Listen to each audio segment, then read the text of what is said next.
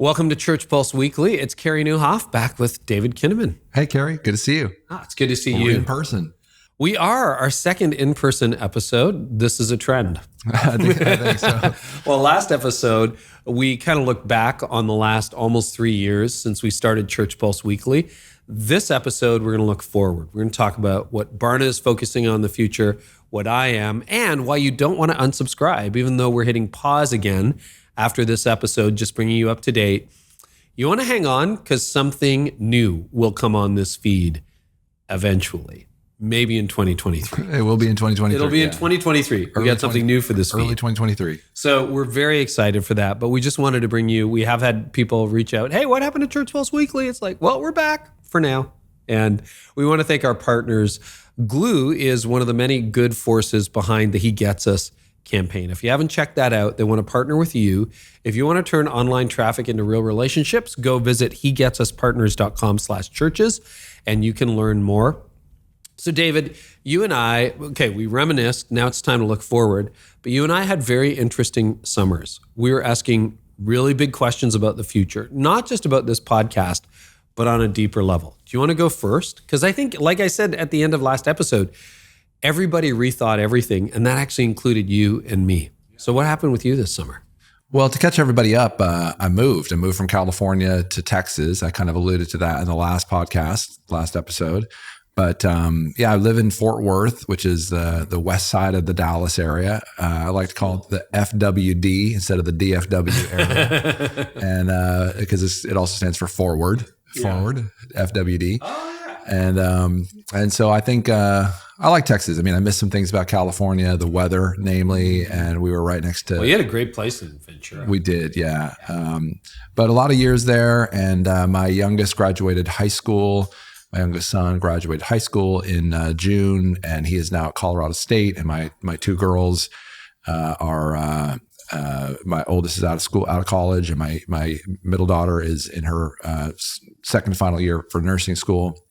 And so I'm an empty nester. So that's another part that's new. Yeah. So moving to the Texas, state of Texas, into the Dallas-Fort Worth community has been part of my forward momentum and looking to what's next. And so, I think I've gone through a lot of really, sort of personal loss and helping navigate the company. I've actually navigate the company through a lot of change. We've grown quite a bit over the 12, 13 years that I've owned the business. Yeah, significantly. So I took over from George Barna in 2009. I'd worked with him for many years, bought the business. And then I sort of had gone through the last 18 or so months of soul searching, a kind of sabbatical, a kind of, what do I want to do? Where do I go? And so this move to Texas is a big part of that. Being an empty nester is the precipitating event because I don't have any kids left in high school in California. But it's also about, I'm in my late 40s here, and about feel like I've got, as the Lord allows, some months and years ahead, and have decided to sort of think about what God calls me to do next. And a big part of that is Barna and some other things that we'll be talking about in the coming months. But we're excited about the way the Lord has led us here, and geography makes a big difference in terms of kind of how you do your work. And what are you noticing? Well, first, the plane travel is so much easier. So California is an amazing state, and I'll be a proponent of the West Coast mindset for a long time. I'm trying to bring that kind of independent thinking and kind of chill vibe. There's a relaxed sense of being in the West, and everyone's from somewhere else. So in Texas, I'm noticing more people have deeper roots. You got to get your bumper stickers and your your t-shirts and your, don't mess with Texas. And I think I've learned that they actually do like a pledge of allegiance to Texas for students in elementary school. So it's like your allegiance to Texas goes deeper than your allegiance to anything else. But no, it's been fun. And the people are very kind. They're very nice. They're amazing churches. The Christian community is very oriented around mission and impact and making a difference in the world. So there's a lot of reasons why I think Dallas-Fort Worth is good. So travel, time zone. We've got people in multiple states as a team. We're a distributed company. So being in the central time zone has been helpful for me instead of, being at the very end of the business day. I get to be more in the center of that. The team has been able to travel to and from our new office here.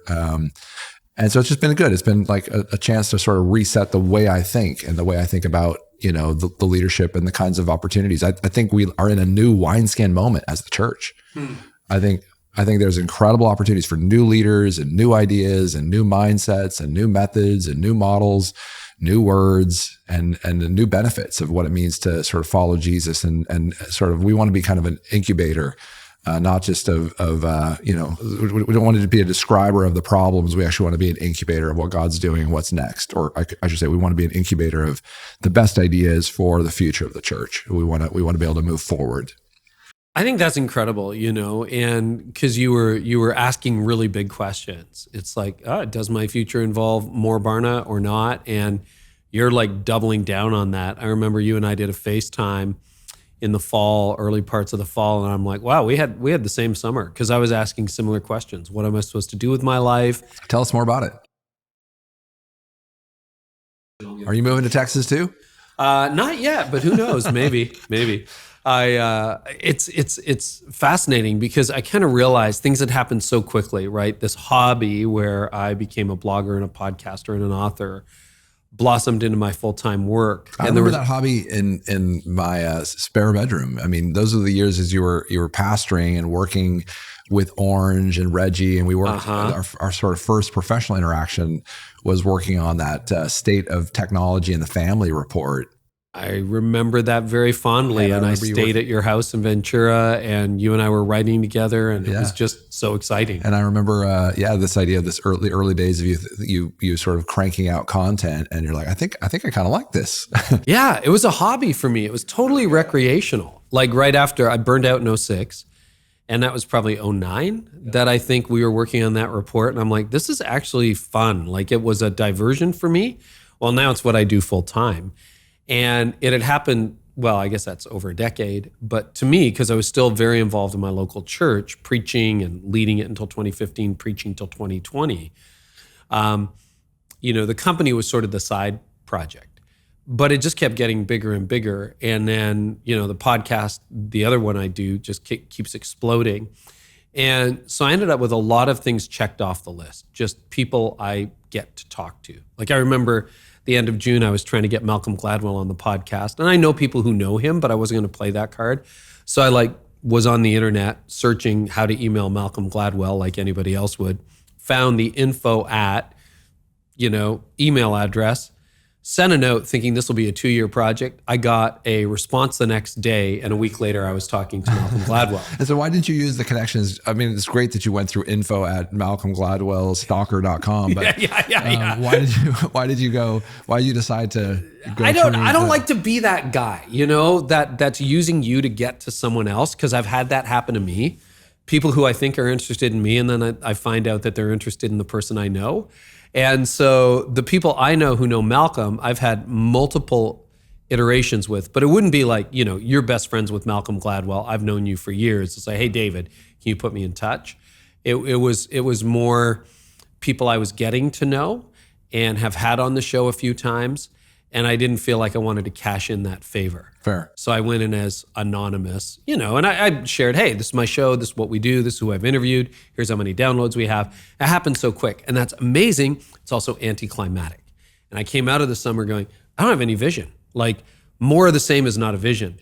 So the fact that you got Malcolm Gladwell, a dream guest so quickly kind of showed you that the game was getting too easy almost. Almost, yeah. So how do I screw up my own life and make it harder, right? So I was just praying about that, and I said, I want a crystal clear vision. And I confessed it to my team, and I just said, hey, I didn't realize this.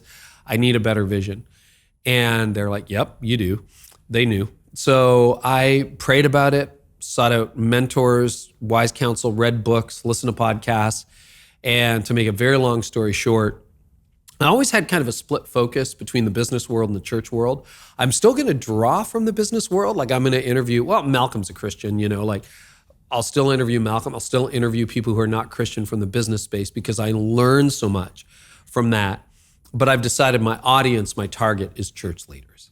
That I really felt almost, I was telling some people here today at this event we're at, it's the closest thing to a call experience I've had since I left law and went into ministry, where I really felt the Lord saying, I want you in the church space. And so we're going to double down on church leaders. And if you are not a church leader and interested in the stuff I do, it's probably because you're a faith-based market leader. Maybe you run just a normal company, but you're a Christian, you serve at your church, and you care about the church. The reason you will intersect with my product is not just because you're interested in leadership, but because you care about leadership in the church. So our team, the big problem we're trying to solve is reversing the decline in the church. And we think we're positioned to help church leaders identify and scale their next growth barrier. If you look at all the products I offer, all the things that we do, I went to law school, but nobody taught me how to run a law firm. And I went to seminary, but no one taught me how to run a church. So I'm trying to help people. I was having that conversation at lunch with a 25 and 32-year-old leader, and just having that conversation. And they're like, the 25-year-olds, yeah, that's what I'm trying to figure out, because he's building this movement for his generation, but he's like, I don't know how to run an organization. I don't know. I'm like, well, that's what we feel called to do. And he's in the faith space. So yeah, it was, and the fire that put in my belly, because I remember when we were FaceTiming, you're like, yeah, I just have this renewed passion. And I'm like, yep, I got this renewed passion. Yeah. Yeah. Pretty cool. Thanks for sharing that with us. And I remember, I was sitting in the streets of Philadelphia, in a little park with the golden leaves behind me. And you were sitting out on your porch in your place in Canada. And it was a nice day. It was the fall, but I think it was a nice day out there. And as I heard you talk about it, because it's been a couple months since we've had a chance. Yeah, you and I talked in July, and then it was a couple of the summer happened or whatever. Right, and so I was really proud of you for the work you've put on that. And not because I thought you were deficient in any way, but I think the clarity that brings, and I think for us at Barna, the opportunity to say we've been really good at describing the problems, understanding the times, but now knowing what to do. We want to be world-class at helping the church know what to do. And so we have thoughts about parts of our company that will be focusing more on solutions and on best practices and on other kinds of tools and other kinds of resources. So those are things that we're working on how do we deploy all the things we've learned through nearly 40 years of history about the challenges besetting the Christian community and a changing culture. And we want to be committed to providing solutions, sort of insights to action. And so that's sort of where we look to the future and ask the Lord to, help us know where he's going, where he wants to serve into the now and future church. And the more I think about it, like reversing the decline in the church, first thing I said to my team when we came up with that, because it really grabbed my heart, because that is a problem I think I can work on for decades. And I don't think it's solvable in like Q2 2023, right?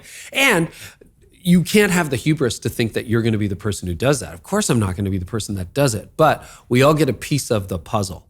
And my piece might be certain resources, but that's where you get to play a role and we get to play a role, and some other leaders. It's going to take discipleship, better discipleship. Well, I'm not the discipleship guy, but we know people who are discipleship people who can really help with that. And there are culture people who can help with that, and leadership people. And Barna, I don't think anyone has a clearer voice on what's actually happening. So I'm very excited. I think it's going to take a lot of collaboration over the next few years. And I'm looking forward to doing more projects with Barna.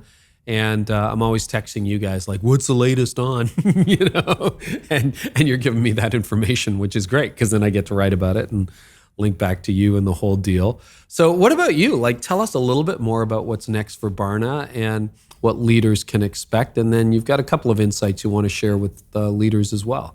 Yeah, well, I think you can expect the kinds of things we've been doing in the past, which is helping to describe the changing world that we're living in and the new landscape of what has changed. So you can certainly expect that. And I think we're coming, as we've talked and prayed, to the end of the sort of Church Pulse weekly journey. We've got some announcements coming up. As we said at the outset, don't unsubscribe from the feed here. Do not do that. We wanted to kind of close this this season. I wanted to sort of say, again, thanks to Carey and to his team and to our team. Thanks to you as listeners. We have some fun and exciting announcements coming up in the early part of 2023. So you can expect to hear more from us on this channel. Stay tuned. And we also, as I sort of am alluding to, I think there is some ways that what we have learned over the last number of years can be deployed into helpful tools and resources. One expression of those is a program we call CoLab for churches, led by our team, Joe Jensen on our team, and Savannah Kimberlin and others contribute that. It's typically oriented around a 6-week learning journey for churches around particular problems, but you can find out more about that at barna.com. But you can expect more solution thinking. It's not the only thing we'll be doing. But not like, here's what's happening, but here's some next steps. Yeah, right? We want to be able to help. And that's what CoLab the last year. We've been experimenting with a lot of those things. We've been building up the Barna Access library. We've got about 7,000 subscribers to Barna Access, which is basically all of Barna available at a pretty reasonable price. And we've just been thinking about digital content. We've been launching on a big study looking at spiritual explorers, and spiritually curious people. And we've been looking at sort of what's the language of faith deconstruction. And we have quite a bit of insights to bring to you next year in 2023 about the changing way that people who are spiritually seeking, spiritually curious are talking about their own faith and what to make of that. I think the language of our spiritual landscape is changing, and there's solution-based thinking that we need to apply to that. So we're looking forward to that. And then there's, of course, all these important issues related to next gen and where Gen Z and millennials are today, where they're leading the church. We can have great confidence that the church is going to be in good hands. And we can do our level best to try to help give Gen Z and millennial Christians the very best resources and tools and insights about where things that we've just finished a massive study called The Open Generation, looking at teenagers around the world and their views of Jesus, their views of the Bible, and their views of making a difference in the world. So those are just a few of the examples of where our team is doing amazing work. Well, I know you're saving some of that data for the release, but I got a sneak peek at a lot of it in the time that we've had together here in Dallas. And the thing that really encouraged me is it's actually more hopeful than I thought it would be, because all the trends seem to be down and to the left. And yet, even though that might be true in terms of attendance or how people are looking at things, not always, we addressed that in the last episode as well. But what's exciting to me is there is a spiritual openness that it's going to be very interesting to see what solutions you come up with, because I think it's very easy to mistake that for being a nun or being an agnostic or being someone who's just spiritually eclectic.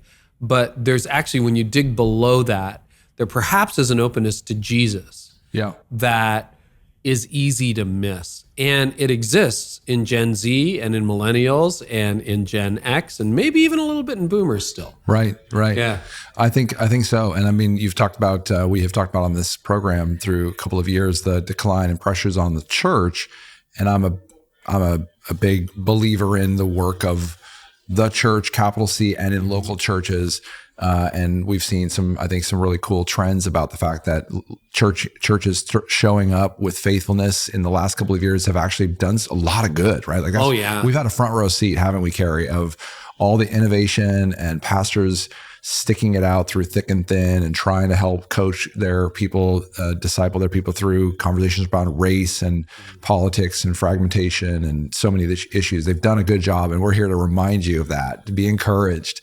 And at the same time, there's a whole new wave of young people waiting for the church to do things that maybe the church is in its current iteration is the way it's sort of conceived of, sort of at least the way we experience it as sort of a Sunday morning kind of experience.